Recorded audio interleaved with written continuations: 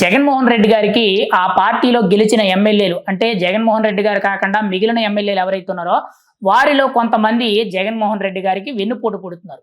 ఎందుకనంటే అసెంబ్లీ సమావేశాలకి జగన్మోహన్ రెడ్డి గారు రారు అని చెప్పి ఆయన తిష్టేసుకొని కూర్చొని హైకోర్టులో నాకు ప్రతిపక్ష హోదా ఇప్పించండి అని చెప్పి పిటిషన్లు వేయడం జరిగింది. కానీ ఆయనకి తెలియకుండా ఒక 7 మంది ఎమ్మెల్యేలు దొంగచాటుగా అసెంబ్లీకి వెళ్ళి అసెంబ్లీలో అటెండెన్స్ రిజిస్టర్‌లో సంతకం పెట్టి గేటు బయట నుంచే మళ్ళీ వెనక్కి రావడం జరుగుతుంది. కానీ అసెంబ్లీ సమావేశాలకి హాజరు కావట్లేదు. అంటే ఇక్కడ అధినాయకుడు జగన్మోహన్ రెడ్డి గారు అసెంబ్లీకి వెళ్ళకూడదు అని చెప్పి ఆయన చాలా బలంగా నిర్ణయించుకుంటే, ఆయనకి తెలియకుండా వాళ్ళ పదవులు పోతాయనే భయంతో దొంగచాటుగా అసెంబ్లీకి వెళ్లి సంతకాలు పెట్టి కొంతమంది నాయకులైతే రావడం జరుగుతుంది. ఇదంతా కూడా పదవి పోతుందనే భయంతోనే ఈ ఎమ్మెల్యేలు చేయడం జరుగుతుంది. ఒక రకంగా ఇప్పుడు వాళ్ళెవరనేది బయటకి తెలిస్తే ఖచ్చితంగా వైసీపీ పరువు గాని, ముఖ్యంగా జగన్మోహన్ రెడ్డి గారి పరువు అయితే పోయే అవకాశం అయితే ఎక్కువగా ఉంది.